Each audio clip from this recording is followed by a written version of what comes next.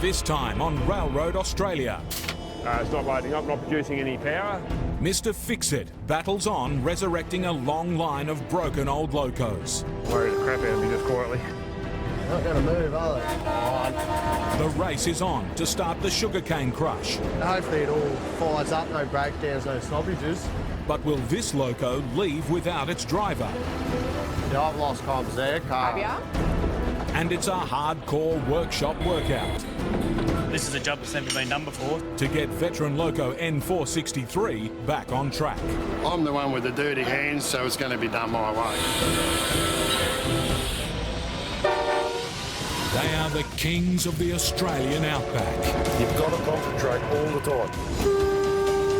Some of the biggest trains in the world If things go wrong with these things, it normally makes a big mess. on epic journeys It's a bomb on wheels. through a hostile continent. Holy crap! Have a look at all this water. A nation depends on them, Log up, boys, get into it. and the teams that keep these metal monsters on the tracks.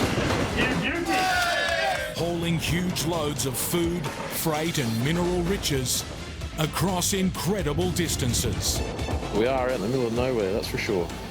Big trains, It'll be a massive challenge to us. big country. No one's ever done it. We'll see how we go.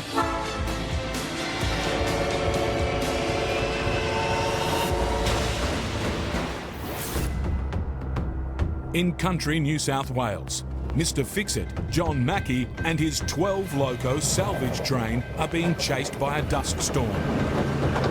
But it's of the train's own making. For some reason, the sand valves have started sanding. A dangerous fault that means they're grounded. Something's energising the train line signal. There's got to be a contact on one of the jumbos, I would think. It's the latest setback on a tough 3-day mission. Southern Short-Haul Railway need more locos to keep up with demand. At the moment, we've really got a shortage of locomotives. And Head of Maintenance John is rounding up the haulage company's ageing backup engines from across New South Wales to restore them to frontline service. With the correct maintenance and with the right crew, we still get a lot of good performance out of these locomotives. But it's been a non-stop battle to keep this train on the move. Fixing blocked brake lines, We seem to have no brakes on the pressure. struggling with wheel slip, Pull up and have a look. and he's not even reached halfway.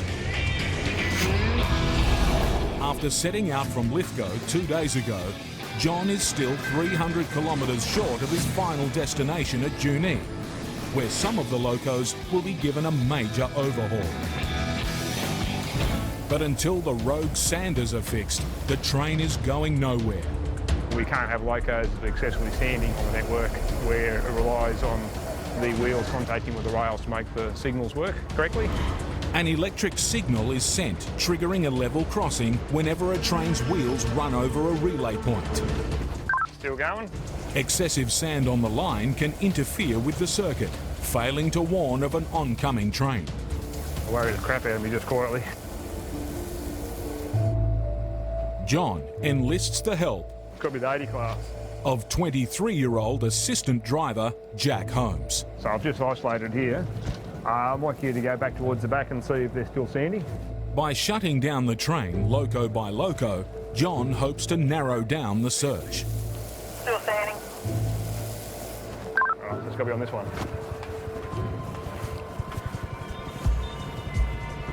Man, there's something hot in here though. Where would the time delay sand valve be in a 45 class? Ooh, there we go. Is that fixed it? Stop standing. Fixed.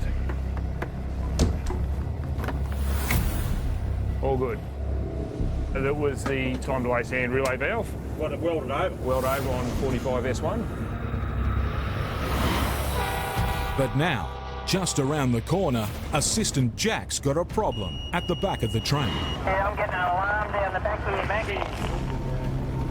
Yeah, wheel slipper. None of the lights lit up though. Just the siren, just the hooter. We've got a train line alarm now. This time, it's the lead loco. It was actually putting brake warning light on, which is interesting. That is interesting. Now we drop the speed back, no wheel slip. Wheel slip indicates engine trouble. Left unchecked, it risks damaging the drive mechanism or the loco's wheels.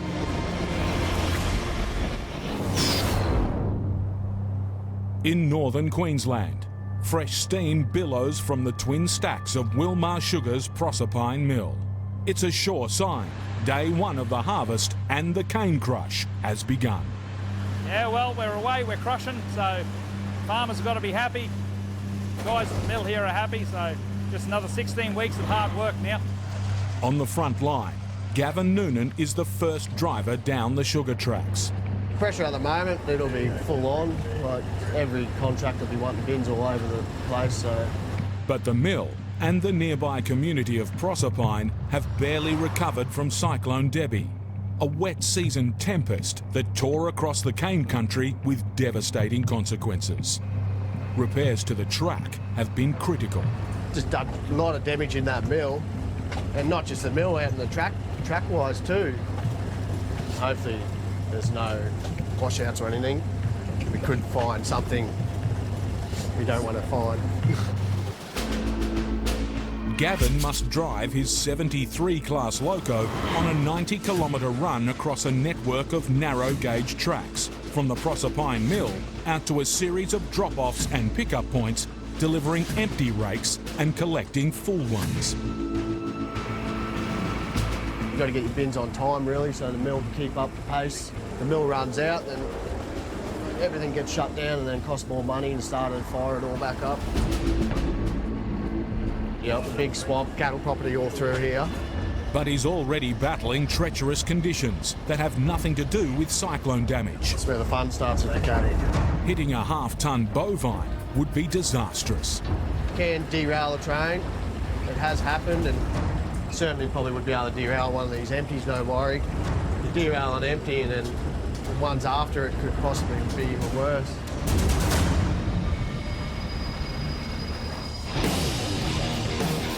Every sugar mill's the same. The first and the last bin always attracts a crowd. Any bins in between, they're just an obstacle to get to the last bin. Wilmar is the largest raw sugar producer in Australia. The overall industry harvests 34 million tonnes of cane to produce 4.5 million tonnes of sugar every year. Adding to the pressure of the first run, Gavin's driving is also being assessed. I'm a trainer and assessor. I've been asked to come up here just to make sure that what they've learned in their training, they're doing it when they're actually crushing. Although experienced, he must prove to Cara he still has what it takes to conquer day one of the crush. But with the mill screaming for cane, farmers for empty bins to fill, and cattle roaming all over the track, Gavin's day is going to be a tough one.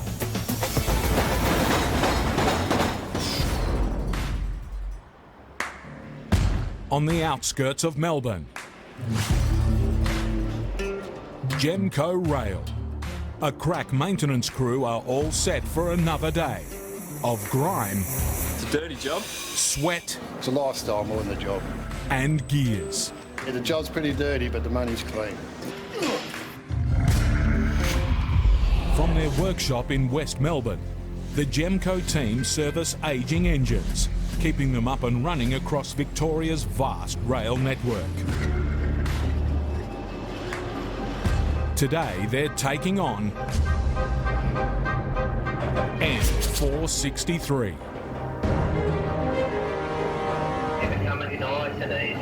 3 million kilometres, 3 million passengers. And 3 decades of hard service for V-Line, Victoria's statewide railway. This machine needs a full overhaul. Well, there you go. That's our next appointment. Fitter Mick Kugel is bracing himself for the challenge. Stripping that down, complete change out. Engine rebuild, all the canopies coming off, fans, radiators, generator, a whole lot. A 12-man team will take on the task, led by foreman Paul Kemp. Just looking to see who's spare at the moment so I can get a few of these crack surveys done on bogies on the end car. Adding to the pressure, only 25 N-Class locos were ever built. Although many have been serviced here over the years, there are no original blueprints left to follow. Never anything the same on these locos, so they're all different types. They're all got different engines, different size fuel tanks, different bogies. Fill it up and then you've got to adapt and work at it. Luckily, Mick went into service around the same time. I was playing with these 30 years ago when I was working on the railways. Tough machines. Yeah, you can't kill them.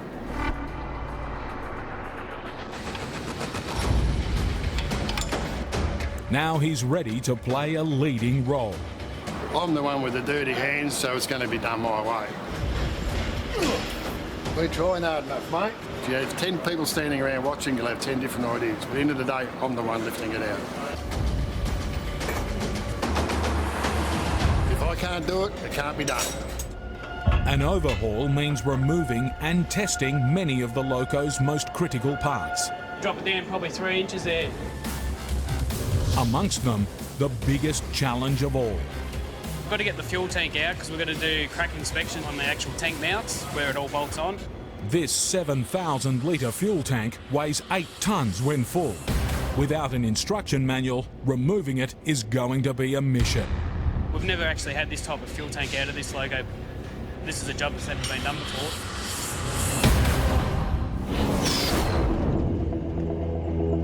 Yeah, I'm getting an alarm down the back here, Maggie. Yeah, Wilson. In country New South Wales, John Mackey is fighting wheel slip on his 1971 442 class lead loco. It's known as an Alco, after the American locomotive company that designed it. And driver Kev Schultz isn't a fan. It knows I hate Alco, so... What speed are we going, Kev? 63. If you slow down again, down to about 60, and then increase speed again, it'll probably do it like that. The ageing engine is losing traction when it changes gears. Right, well that's 55, bro. Right. To find out why, John triggers the wheel slip again. Right, that's 60 now, bro. Right, should do it any tick of the clock now. The brake warnings just come on. Yeah, that's it. All right, just back off. Don't let the speed drop down if you can. If John can spot the malfunction while it's happening, he can try to fix it. And just back off enough so the light goes out. Yeah, it's gone out, yep. All right, and then just increase the speed again. To get it going again? Get it going again, yeah. Right. Just keep backing off, picking up. Righto, mate. As Kev brings on the wheel slip, John enters the belly of the beast.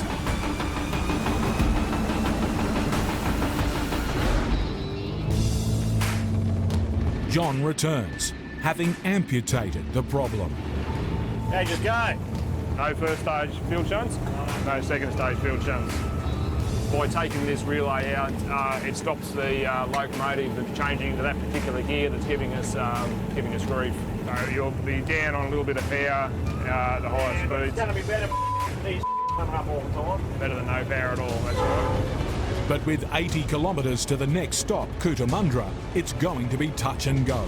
Just keep the speed up. Yeah.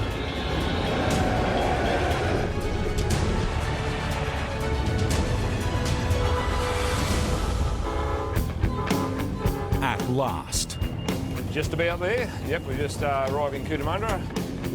But today's job is only half done. A loco that holds a special place in John's heart is about to join the salvage train.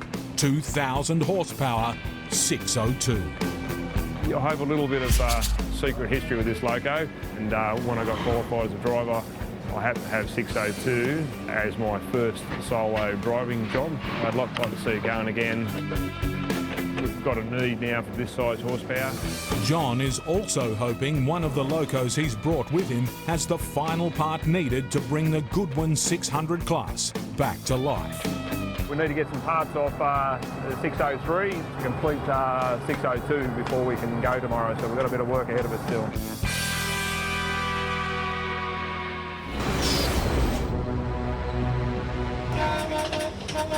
Yeah, you gotta watch the cattle. Don't want to hit any prize bombs. On the first day of the sugarcane crush in northern Queensland, Gavin's running the gauntlet through cattle country to pick up empty bins for loading. They just jump out in front of you. You can see them running from the paddock trying to beat you, right? Watching on is driving assessor, Cara. Well, they can derail trains, and normally it makes a hell of a mess. A couple of years ago, a loco did just out where we're going, flipped on the side. And you don't know when if they're going to just cut across. Put some horn on them. You got to be careful through here. Sometimes they can sit in this long grass here. They can pop out any time you can't see them. And they'll just come out and straight at you. And this is when it's just annoying, it gets a bit frustrating at times. You're constantly picking up speed, slowing down for them. So you don't really want to floor it. They're not going to move, are they?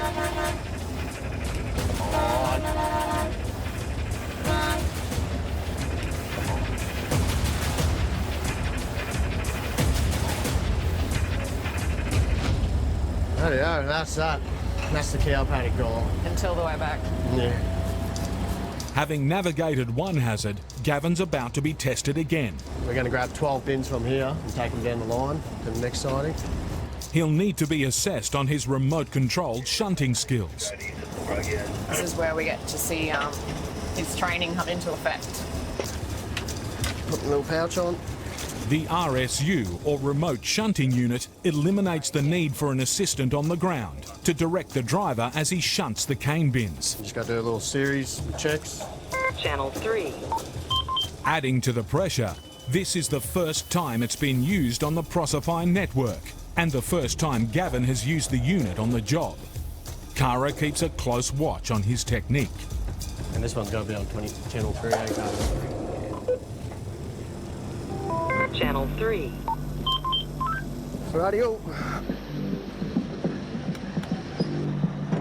To make matters worse, flooding from the cyclone has covered the narrow gauge track with mud. You see we've got a bit of dirt and that on the track here. It can possibly derail empties.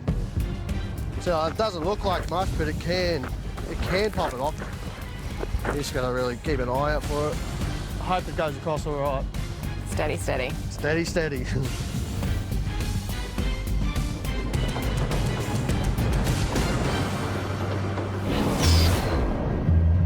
Back at the Gemco workshop in West Melbourne, the service and overhaul of N463 is underway. The biggest task is to inspect, repair and paint the loco's giant fuel tank. First, it must be removed. But the Gemco team have never worked on a tank like this one before. This one holds about 6,500 litres. There's a lot of fuel in there. On the trip that this loco does, it'll probably last 2 or 3 days. It's enough diesel to fill 128 cars. We've pumped some of it out just to lighten the load when we do take it out. But weight isn't the main headache. Problem we've got, we've actually got to get this bracket down, but to do that we need to drop it down, and our forklift tides are probably about 4 inches thick, so we're not going to have enough room to drop it down and then push it out. We're going to have to come up with a new solution. While Paul tries to crack the puzzle, his team gets on with dismantling the loco to service and replace its parts. Well, I'm going to climb up on top of the roof and undo the hatches so we can lift that deconditioning unit out. The 20-metre-long loco is covered in hundreds of outer panels, held together by over 2,000 bolts. Many need to be removed to access major components. For Mick, it's easy going at first, but some of the ageing nuts and bolts are causing problems. The head of the bolt's spinning in the socket. Well, that bolt's not coming undone. It's turning into a nightmare, this thing.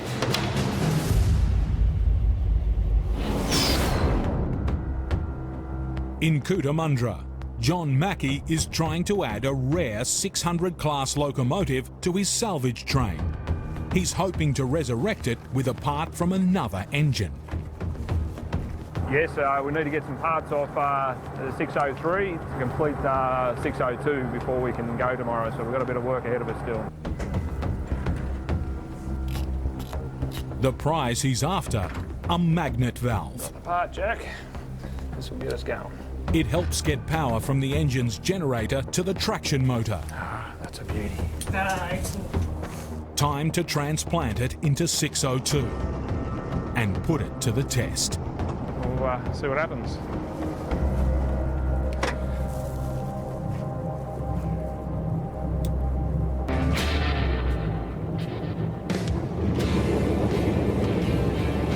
Sounds not too bad. The engine's been out of traffic for a long time, that's not too bad.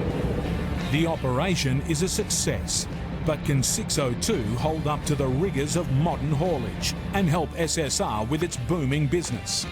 We should really be able to test it out on the road tomorrow and see how it's going to perform. 7 a.m. Ahead, a tough mission for the newly upgraded 602. Lead the way on the final 55k leg of Mr. Fixit's salvage run. All right, let's get to it. Let's get to it. Can you hear us over? I am receiving you, over.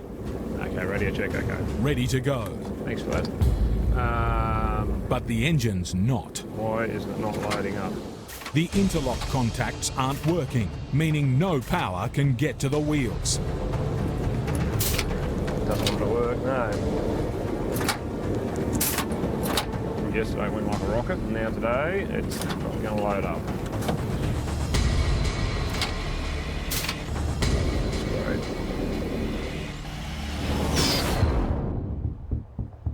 So that there. And that, when it rains, it goes hard as rock sometimes, some of it. On the Proserpine sugarcane run, Gavin Noonan must remotely control his cane train across a mud-choked section of track, risking derailment. Hope it goes across all right. Steady, steady. Steady, steady. It's a perfect opportunity for driving assessor Kara to monitor his skills under pressure. See how I do that bit of bouncing there? It doesn't take much sometimes for a bit of a derailment. If the bin comes off, then it's stuck on the track. You've got to wait for a crane to come out and lift that back on. And therefore it just wastes time. And yeah, it just slows everyone up. This is a narrow gauge railway. Cheaper and faster to build, it was developed in the early 1900s to get the sugarcane industry moving. But the old tracks need constant maintenance and the risk of derailment is ever present. It just happens. You can take a little break in the rail or a few broken clips and then the line will split and then you're derailed. You've got no cane pull in the mill. Farmers aren't going to get paid if they can't fill bins.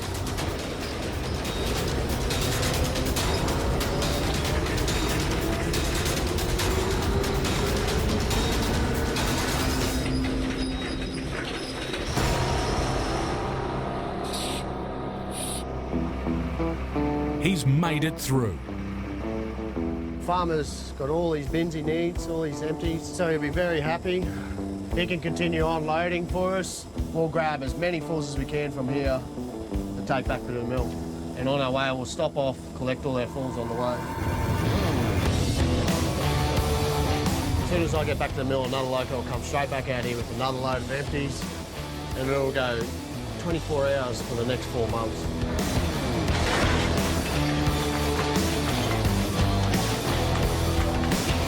Made a happy farmer. Picking his cane up. But just as Gavin gets into the swing, Flick your lights first. the remote shunting unit stops working. Take the pop off. Yep. Time is critical. As soon as the cane is cut, it must be transported to the mill. Delays can damage the cargo as the heat starts to cook the liquid sugars in the cane.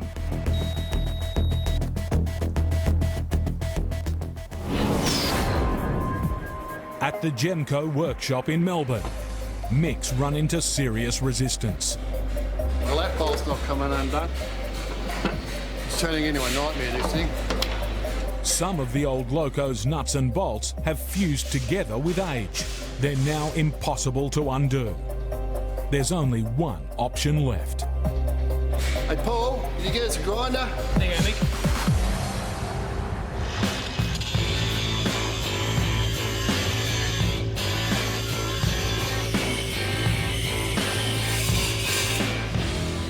Every day's a challenge. Every day's a different job. With the stubborn bolts dealt with, Oh, that's stuck on there good, isn't it? it's time to try and lift out the 400-kilogram aircon unit. So we lift it up with that and we try and get it as high as we can so we can lift it over the top of the locomotive. Hey, Mick, we need to get a move on with this.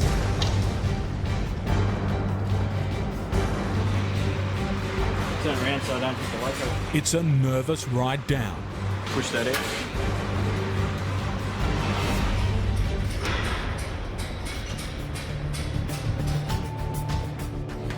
There you go, one air conditioner. The unit's in one piece, and so are the men. A little bit of a handful. We got out of it with our 10 fingers and 10 toes. Nothing's damaged, so good result. Not just a pretty face. Next, the main panels covering the motor need to be removed. We need to lift the hatches off to get access to the rest of the engine work. So we need to take the locomotive outside. Got a crane waiting there to lift all the heavy equipment. But over the years, a patchwork of repairs has been needed to keep this machine together. Cutting the little bits that were welded so we can get the roof hatch off. Yeah, hopefully she comes off in one go. Hopefully. Finally, the roof hatch is ready for liftoff. All right, I got a loco to go. 1 metre.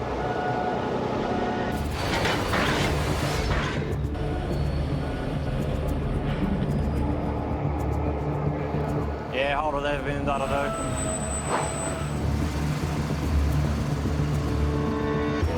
But as the crane takes up the weight, trouble.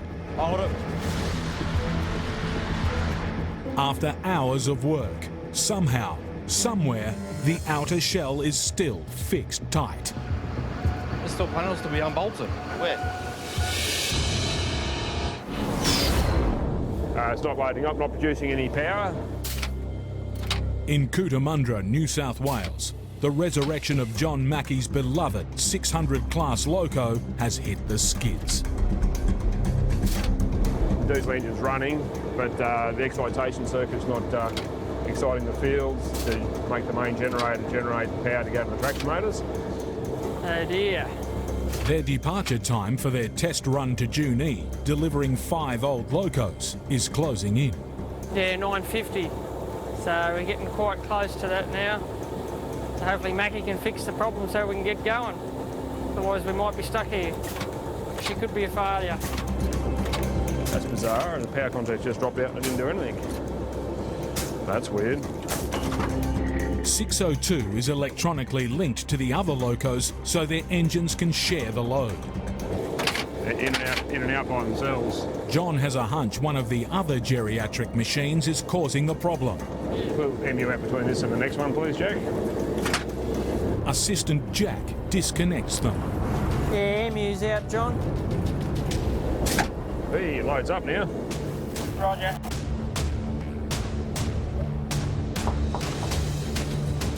Must be the 80 class causing the problem. It leaves John with a tough decision. Oh dear. Abandon the trip or set off using just 602's engine and hope it holds. All right, Jack. What do you want to do? If we don't get going now, we won't get out of here at all. Run with the MU out. Yeah. Time for 602 to prove itself. Yeah, I've got no idea how this is going to go today. Locomotive's been out of traffic for a fair while, so this will be a big test for it today. Out of service for over 5 years, if it can handle this 600-ton train of old locos, it will be back working the tracks in no time. Message received, John. I'll set the lights and bells. If it can't, and it breaks down on the busy line to Junee, next stop will be the scrap heap. Gavin is stuck halfway back to the sugar mill, hauling 45 bins of cane for crushing. but his remote control loco has just shut down. Your loco won't go, so all he's got to do is just try and reset it there first. Then if that doesn't work, he'll have to go back to the loco and reset everything that way.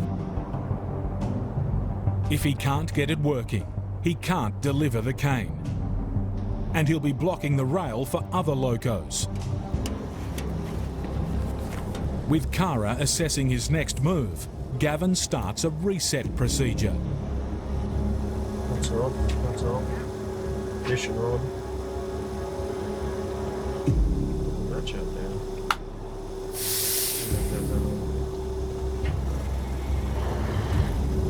Success. The engine comes back to life. Howdy-ho. Round 2. With the tropical heat threatening to cook the season's first load, Gavin needs to get on with getting to the mill. 45 total. Roger. That'll be your load. Control top of the full yard. Unbelievable, mate. Delivering the first load of cane for 2017. Now it's time for Gavin's biggest challenge of the day. Something that might be a drama for us. We've got to push the fins up in the full yard. And I haven't done it before. Not like this. This is his first time remotely guiding the train and its 600 tonnes of cane into the loading bays. This is where the fun begins. Anyway, fingers crossed. The less you have to RSU, the better. If Gavin overshoots, he could cause serious damage. Push them too far and smash into the mill. That will put the crush behind schedule on day 1. In West Melbourne, the Gemco team are desperate to pull N463 apart. There's still panels to be unbolted. Where? After removing hundreds of bolts and cutting through welds, the crane still can't get the engine cover off. The crane took too much load, we realised we were getting stuck. We always think we've got everything ready to go until we've run into something. The hunt is on to find the problem. I'll have to go and crawl in there. Yeah, those bolts there, what are they holding on? It's a false wall. It's supposed to keep the dirt from going from the engine room into the clean air room so you don't get as much dirt into the filters. Looks like we're going to have to try and crawl up in there to maybe pull those panels off before we can get this roof hatch off. You make a plan, but you always got to change it. Just got to work around it, that's all. And the hidden bolts keep on coming. Still got a bolt here. Where? Got a big shifter. Which bolt? Whereabouts? There's always one or two you miss when you take about 100 of them out.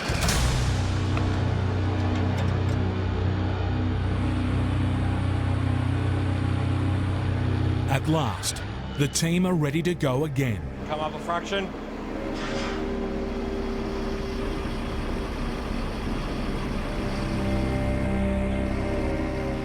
All right, just stand back, Shawnee, while he moves. Yep. Lift off. Flop around. And a safe landing. Now the loco is shunted back inside to remove the final and biggest component of them all. The massive 7,000 litre fuel tank. So big, there's not enough space underneath for a forklift to remove it. Even when you do drop it down, it's going to be very tight to push through there, isn't it? It's forced Paul to get creative. So we've come up with a plan. We've actually got some dolly trolleys that will be able to fit up underneath, lift the loco, and then actually unbolt it, and then wheel the fuel tank out from underneath. As supervisor, Paul's leadership will now be put to the test. At the end of the day, I'm the one that's got to make sure it works properly. The buck stopped with me.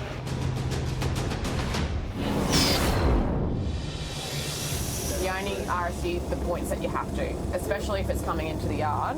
Yeah, be smart about it. Anyway, fingers crossed.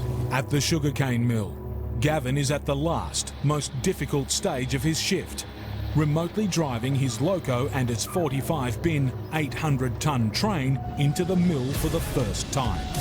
The difficulty here is that he's never actually RSU'd a rake of bins into the full yard. Gavin needs to guide the train into a siding, then bring it back on the track the mill has assigned him. There's no room for error. You don't want to push it too far. If you go too far, it can smash into another working line. That can totally shut down the mill. You can't go too far down that way because you're going to block the highway off then. Suddenly... See, I've lost comms there, Carl. Have ya? No, the lights aren't working. They're not? Righto, just try and reset it. This is the last place Gavin can afford the remote signal to fail. I wonder if I just move a bit, if it'll pick it up. Oh, yep, there we go. Some smoke. With communication re-established, Gavin carefully guides the 200 metres of bins towards the mill. Line 4 coming back, Gar. 4's coming back, thanks 12. From here, Gavin will manually bring the loco in. I told Gav that maybe RSU it up to this point here, then he can get back on and normal mode it.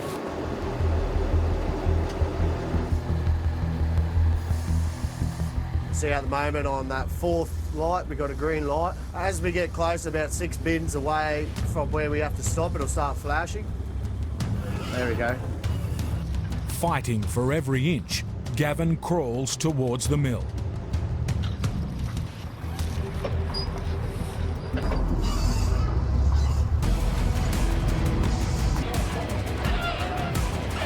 And the red light means where I stop. There we go. That's it.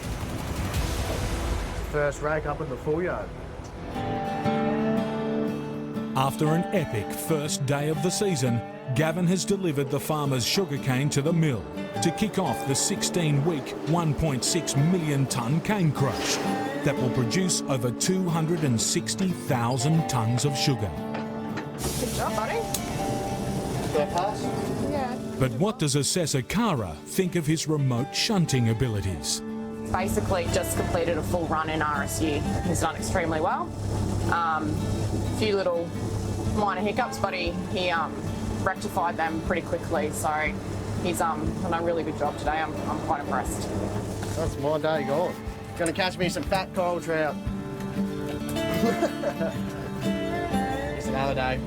Love the job.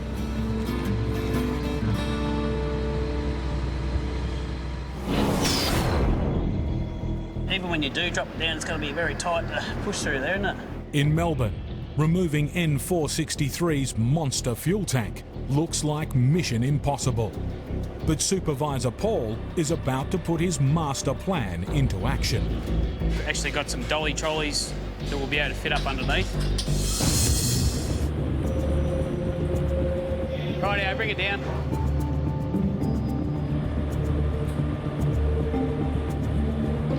Hold it there for a sec, Vince.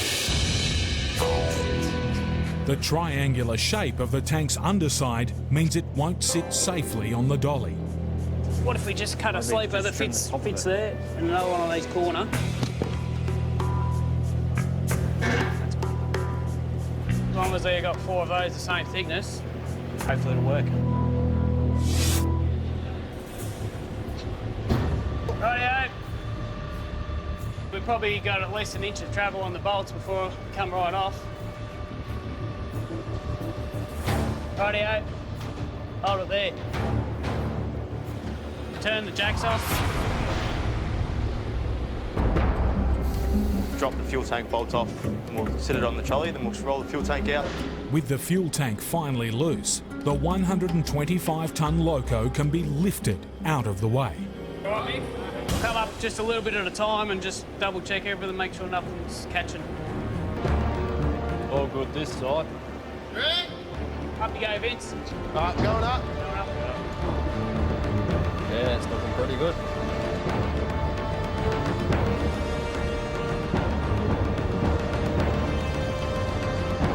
That'll do, Vince. Oh, look at that. These are It's pigs. not going to move. Whose plan was it? Balls. The massive fuel tank is the last of the major components that need to be reconditioned. Hold it there. First, it's stripped back. New sealant is used on the welds. But I'm not painting it, so I don't care about it now. Then it's repainted and refitted. Take it up a bit more. Look, that's it. Righto. With the loco rebuilt, it's time for a new paint job in the client V-Line's latest colours. Finally, it's ready to get back on track. She's ready to roll. I wasn't 100% sure that it would work, but it's come up magic. The engine's running sweet, and now the loco's ready to go for another 1.5, 2 million Ks. The team worked well together at the end of the day. I'm going to have to go and buy the boys a few beers now and make sure they're all happy.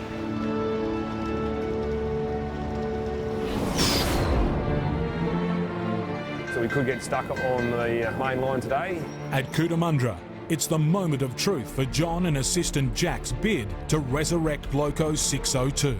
Let's get out of here, John. Right to go. Right to go. He's about to open the throttle on a test run, delivering the last 5 old locos 50 kilometres up the line to Junee. Well, it rolls by itself, Jack, so that's a pretty good sign. That's a good sign there's nothing left on. But just 100 metres ahead, trouble. They should have been going down by now, eh? A busy road and a freak malfunction. The crossing gates aren't working. You can see the lights and bells are flashing. The boom gates are actually still up. So we're right to pass CA 75 in the stop position, is that correct?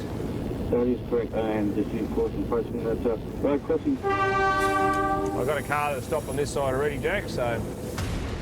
All clear. With permission from control, John must inch forward, staying alert for impatient drivers. Gates are coming down now. That's bizarre.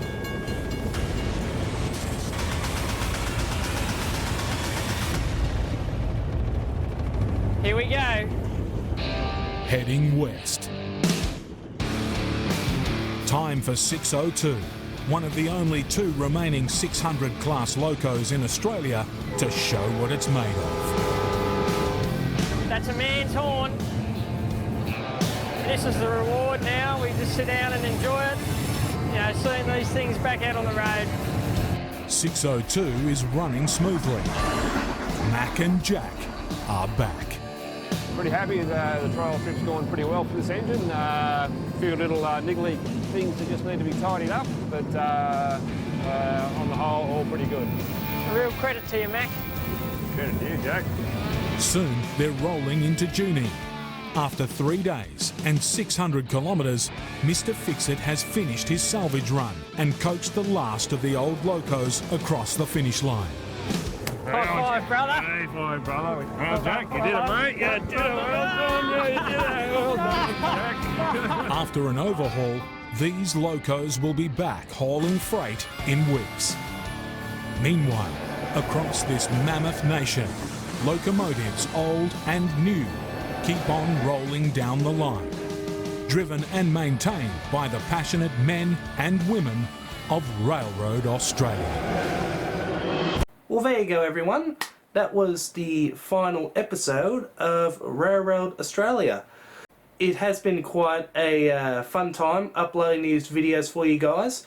From the last 2 months ago, we have uploaded about 13 separate Railroad Australia videos, and a lot of you people have seemed to enjoy them, which definitely, of course, really makes me happy. So I thought I'd do something a little bit different for you guys. This was originally going to actually celebrate for me hitting 600 subscribers, but well, as a lot of you guys have definitely seen and have done, just in the last 2 months when I started uploading these videos, I have actually skyrocketed to almost 1,000 subscribers, which just honestly just blows me away. It really does. And the fact that I've almost got 1,000 subscribers, I'm like only like 40 something away from 1,000. The fact that it's only taken 2 months to get from 600, I think it was like 630 when I started uploading the Railroad Australia. But from that point to get up to nearly 1,000 in less than 2 months is just absolutely unbelievable to me. So I do want to say just a massive thank you to all of you guys who did subscribe. Now obviously, like I just said before, this is the final video of Railroad Australia, at least for now on. I might consider getting Season 1, that just depends. But another thing I'm planning to maybe do is possibly do all the, let's just say, cringe moments in Railroad Australia. If you know me, I'm someone that loves to do fail videos, and Railroad Australia, although it might not be about model trains, also leaves no exception. It might take a couple months to release because I do want to try to make it as good as I possibly can for the quote-unquote finale, I guess. But overall, again, I'm really happy that you guys did enjoy this series. To anyone who might, you know, now want to move on, because obviously this series has now finished, for now at least. Before you do go, again, I just want to say to all of you guys, a massive thank you for getting me up to where I am now. And obviously I do hope, you know, most of you will stay, even though, again, Railroad Australia has finished. It's obviously up to you if you want to stick around on my channel now, and wait for the fail cringe compilation, or if I possibly do upload Series 1, but time will tell about Series 1, but like I said before, a cringe compilation / fails will definitely be happening at some point. So if you guys want to wait for that, you can, but if you just want to move on from my channel, again, I just want to say, you know, big thank you for all of you guys for your support for this small period of time in the last 2 months. My channel is now going to pretty much just head back to what I've been doing for the last year or so, and that is just doing model railway videos. So with that, again, thanks for almost 1,000 subscribers. I definitely do have to plan to make a 1,000 subscriber special when I do reach that, which I don't think will be too far away now. But overall, thank you again to everyone, and hopefully you have a great Halloween, because that is coming up very soon. But with that, guys, I'm now going to end this video off. And the last thing I'll just say is thanks for watching, and take care. And I will see you, hopefully, next time.